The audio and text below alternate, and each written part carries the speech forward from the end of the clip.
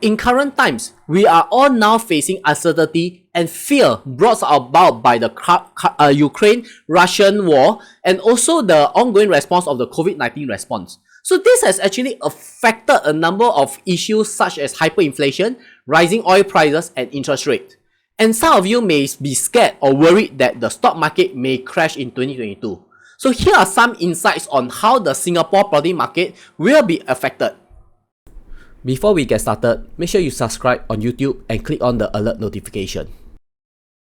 Hi, I'm James Lim, founder of the Property Plus system, and today I'll be sharing with you some factors that has going to be impact on the Singapore property market and how will they be affected.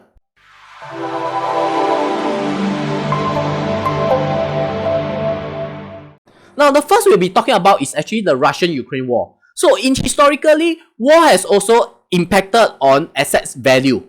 However, if you see look into our Singapore local context, there was not an issue at all, and it creates a window opportunity whereby the market will react, but the property market will soon recover in spite of the prevailing war. Now, this is good because historically, if we look at the Iraq war and also Afghanistan war, it shows that the war do not have a direct impact on the Singapore property market.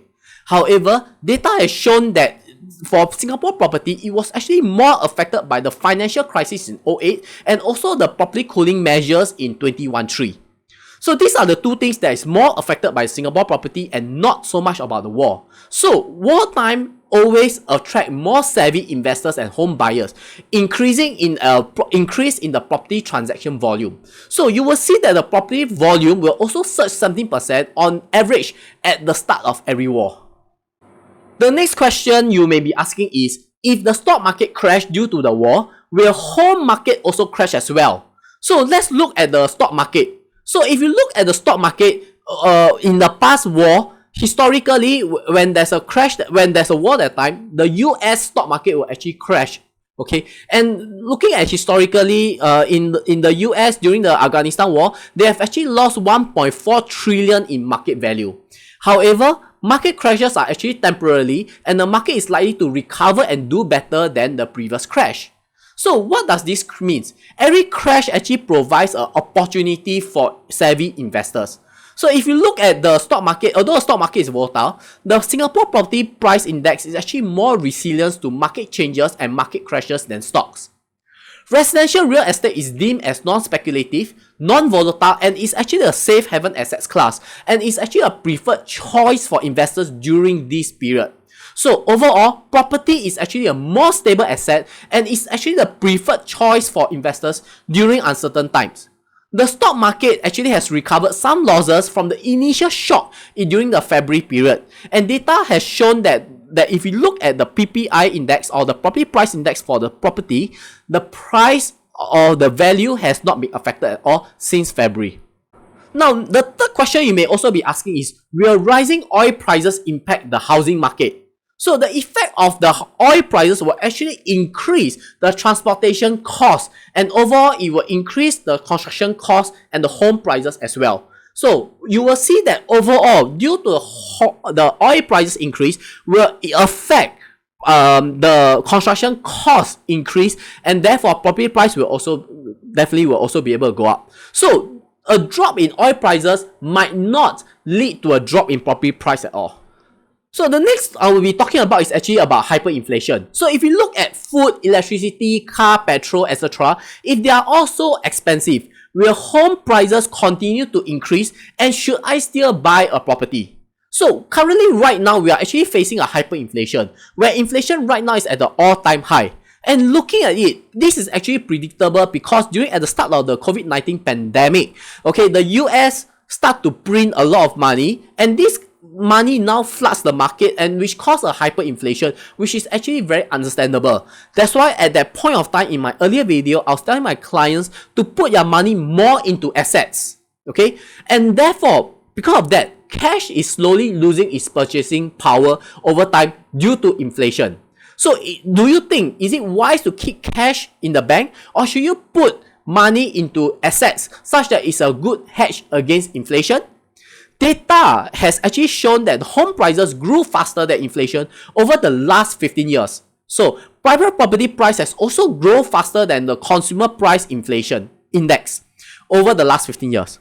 Home prices will continue to have more pressure due to the increased cost of land, construction material, construction costs, labor, and transportation. So when you want to say is that, is it possible to buy low and sell high right now? I don't think so. I believe the normal right now is that you buy high now and you sell even higher next time in future. So my advice is that for all new home buyers and investors, do not wait, but I would rather ask you to invest now while inflation is still going on. The fifth point I'd like to make is that during the just last week, the US Fed banks has actually increased the interest rate. So will rising interest rate actually soften the property market? To be honest with you, what I saw is that the SORA actually increased from 2017 to 2019. And during this period of time, SORA actually is well below the previous high of actually 3.3%. So most home HDB upgraders, if you are taking a HDB loan, the loan itself is 2.6%. Right now, the interest rate is less than 1. And I expect that the interest rate will not to go more than 2%, looking at the last 5 years. So if interest rates still do not go more than 2%, what I'll advise you is that I believe that rising interest rate will not have an impact on the buying demand of property, as people still believe that property is a good asset class. Investors are confident that the capital gain of residential properties outgrows the borrowing costs. The last point I'd like to make will be the COVID-19 issue. So the past 2 years has actually been challenging for Singaporeans and globally due to the COVID-19 pandemic. But when you see the data, it has actually no adverse impacts on the home prices. And in fact, it was actually opposite, where home prices start to spike up during these 2 years. Now, why is it so? Because there is a demand for property for this due to the COVID-19 pandemic. So the first reason was actually because more people want to work from home. And because people work from home, they need a bigger space. So people are actually moving out from your house or your homes instead of staying with parents. Therefore, this causes people wants to buy more properties and buy smaller which means smaller units are more in demand right now. That's why if you look at the market, 1 and 2 bedrooms are all majority fully sold. And it's very hard to find even for rental, where people who cannot afford to buy a property or do not want to buy a property, they will move out to rent a place. So what we will see is that household size becomes smaller while the total volume of the demand of property actually increases. So right now, I feel that right now it is a very good time to buy properties, and due to this all these factors.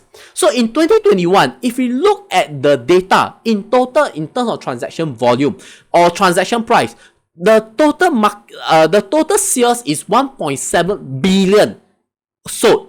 This shows that there are actually many opportunities out there for everybody due to the inflationary environment and the consistent price growth across all residential property segments.